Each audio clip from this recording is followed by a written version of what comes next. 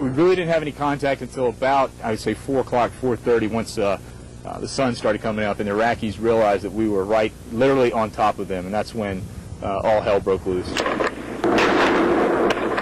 First light, that place came alive with fighters who came up out of the ground for morning prayer, and all of a sudden it's, holy cow, where'd all these Americans come from?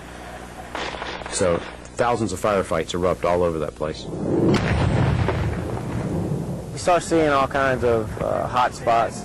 That's it, yeah! A lot of RPGs going off, a lot of small arms fire, a lot of enemy trying to run and hide, just basically people popping up everywhere.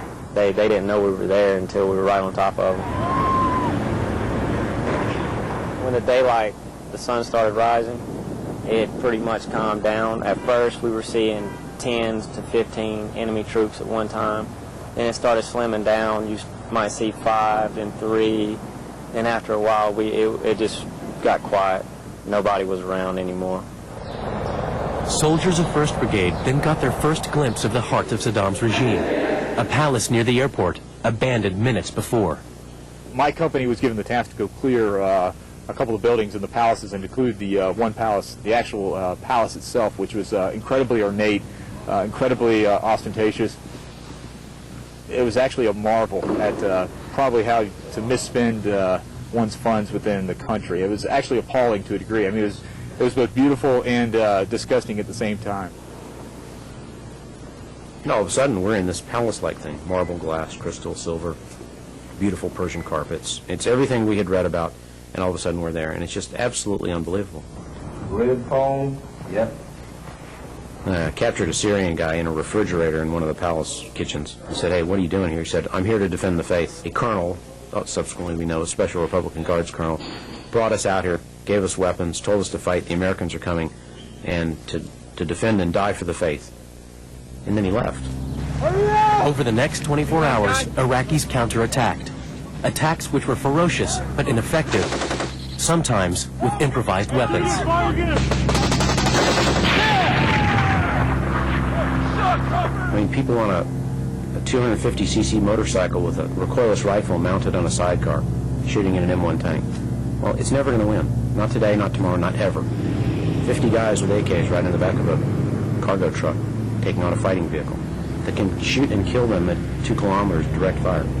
They're never going to win, but they do it over and over and over again.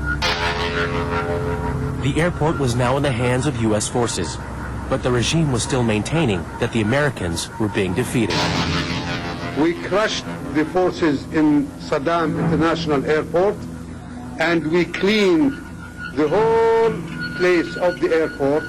Now the Republican Guard is in full control of Saddam International Airport. Okay, good job, all right. I felt a huge sense of accomplishment on behalf of the Brigade Combat Team, certainly, but I think the division, because that's the first regime icon to fall. Now, obviously, I'm not sleeping really easily yet, but we're where we were supposed to be, and we knew the regime's on its heels.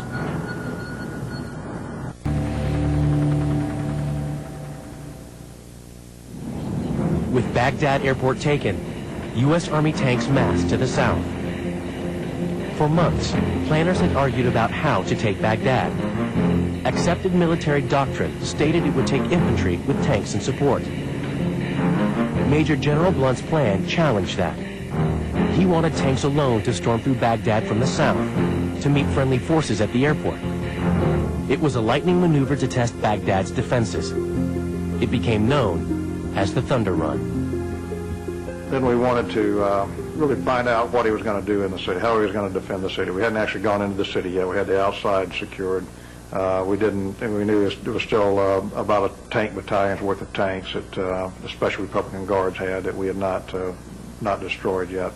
We didn't know where those were, and we knew he was going to defend the city in some detail, but we didn't know how hard he was going to fight. The plan of urban warfare with tanks took the soldiers of 164 Armor, part of 3rd Infantry Division, by surprise.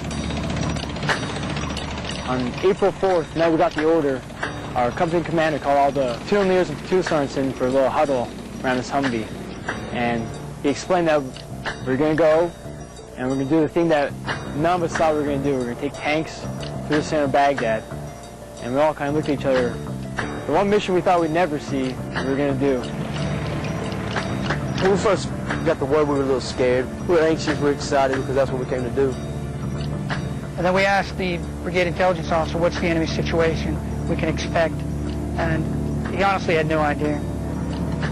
We started cleaning our machine guns, linking up ammo, doing before operations checks, and make sure everything was ready to go. The real intent was to show the enemy we're here and we can do this. We can get through the city. We're not afraid to fight you in the cities, because the Iraqis were convinced, and that was their propaganda party line, that we wouldn't fight them in the cities, that we couldn't win in the cities.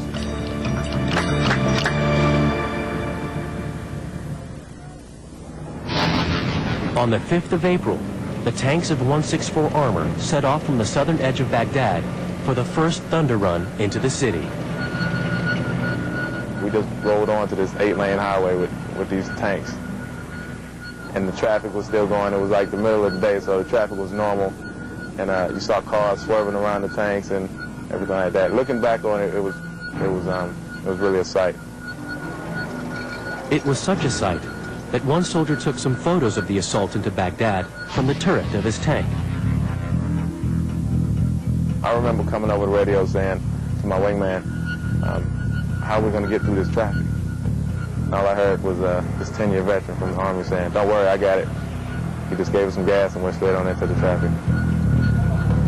Meanwhile in Baghdad, Republican guards, irregular Iraqi troops, and foreign fighters, surprised by the approaching convoy, scrambled to defend the city at overpasses and road junctions with shoulder-launched RPGs, rocket-propelled grenades. The Iraqis had positions all the way on that road. RPGs, anti-aircraft guns, artillery pieces, some BMPs, even some tanks. We countered contact the entire route. It was literally a gauntlet.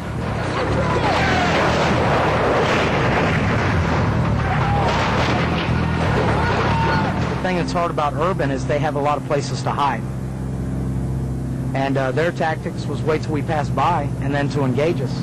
It was pretty much a lesson on the go. The thunder run was going as planned when intense, well-aimed fire threatened to disrupt the whole maneuver. As we cleared the first overpass, the elite elements fought their way through there. It was a pretty tough fight, but we kept moving. The trail tank company had one of their tanks hit. The RPG penetrated into the engine compartment and started a fire. We had to stop. We didn't want to abandon the vehicle unless we had to. We spent probably 30 minutes, because every time we thought the fire was out, the vehicle would catch fire again. And as we were there, the company was constantly being attacked. The lead tank crews continued with their assault, not realizing that the rear of the column was stopped behind the stricken tank. At the command post, General Blount watched the drama unfold on a satellite tracking system. I could see that there was a break in the column. I was talking to the brigade commander, and he had reported they had a tank that had caught fire, and that was what was causing the break. I was very concerned about the separation in the column, where they had that about a 2-kilometer gap there that had developed as that one tank went down.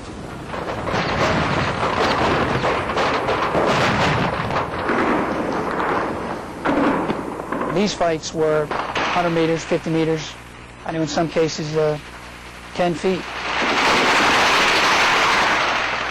We began to describe the enemy as determined yet stupid.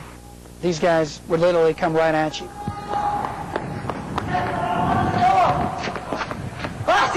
It was a bit unnerving. It's not something we expected. And we didn't expect that kind of fanaticism from the Ba'ath Party. As the thunder run headed to the safety of the airport, one of the tank commanders was fatally wounded. As we got close to the airport, the resistance got stiffer, and that's because the Iraqis had expected the main attack to come from the airport. And here we came in behind them. I think the magic moment for us is when we saw the friendly forces at the Baghdad airport. Once we got onto that solid ground, that was definitely a momentous moment, so to